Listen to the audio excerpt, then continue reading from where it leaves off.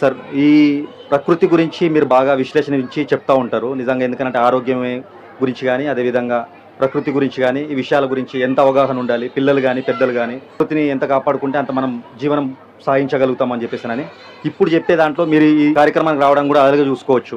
ఏంటంటే ఆరోగ్యం మహాభాగ్యం అని చెప్పేసి స్కినా స్కూల్ యాజమాన్యం అన్నటువంటి మసూన్ రెడ్డి గారు తీసుకొనొచ్చారు. దీని గురించి మీరేం చెప్పదలుచుకున్నారు సార్? కార్యక్రమానికి హాజరైన దానికి సంబంధించిన వ్యవహారాలు నాకు చాలా సంతోషం అనిపించినాయండి.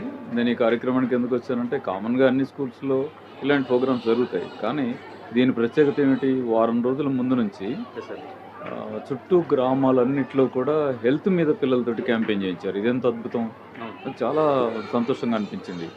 మంచినీళ్ళు తాగడం వల్ల ప్రయోజనం ఏంటి, ప్రకృతి సహజ ఆహారాలు తినడం వల్ల ప్రయోజనం ఏంటి, శ్రమ ద్వారా వచ్చేటువంటి ప్రయోజనం ఏంటి, చెడు అలవాట్లు ఎందుకు ఉండకూడదు, ఇదంతా కూడా తల్లిదండ్రులకి పిల్లల ద్వారా గ్రామాల్లో క్యాంప్స్ చేయించి ముగింపుగా ఈ ప్రోగ్రాం ఏర్పాటు చేశారు. అంటే ఒక సహజంగా జీవితంలో ఎవరైనా ఎలా ఉంటుందంటే పెద్దవాళ్ళు చెప్తే వింటారో వినరో కానీ ఇది మంచిదమ్మా, ఇది చేస్తే మంచిదని పిల్లలు చెప్తే ఖచ్చితంగా తల్లిదండ్రులు వింటారండి.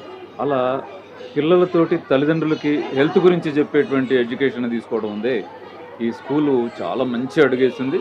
హెల్త్ విస్తరించాలంటే మిగతా స్కూళ్ళు కూడా ఈ స్కూల్ను యాజమాన్యం చేసినటువంటి యాక్టివిటీని ఆదర్శంగా తీసుకుంటే మసూదన్ రెడ్డి గారి అడుగు అది 10 మందికి ఉపయోగపడే మంచి ఆరోగ్య ఉద్యమంగా మారుతుంది. ఆ సంతోషంతో దానిలో నేను కూడా పాల్గొంటే నేను హాయిగా సంతోషపడతా కదా పిల్లలతో అని వచ్చానండి. వస్తువులకి చాలామంది అడాక్ట్ అవుతూ ఉన్నారు. పిల్లలు ఏంటనంటే ఇప్పుడు సెల్ ఫోన్స్ యూజింగ్ కానీ, అదేవిధంగా వాళ్ళు బయటకు వచ్చి ఆడుకోవట్లేదు. వారి గురించి మీరు చెప్పేది ఏంటి సార్? ప్రత్యేకంగా మీరు ఏం చెప్పదలుచుకున్నారు? నా సలహా ఏంటంటే ఇక్కడ పిల్లలంతా కూడా ప్రకృతి సహజ విధానాల ద్వారా ఆరోగ్యాన్ని ఎలా ఉంచుకోవాలనే దాంట్లో వెల్ ఎక్స్పర్ట్స్ టీచర్స్ వాళ్ళకి ఒక 10-15 రోజులు ట్రైనింగ్ ఇచ్చి పెద్దవాళ్ళకి నేర్పే ప్రయత్నం చేశారు.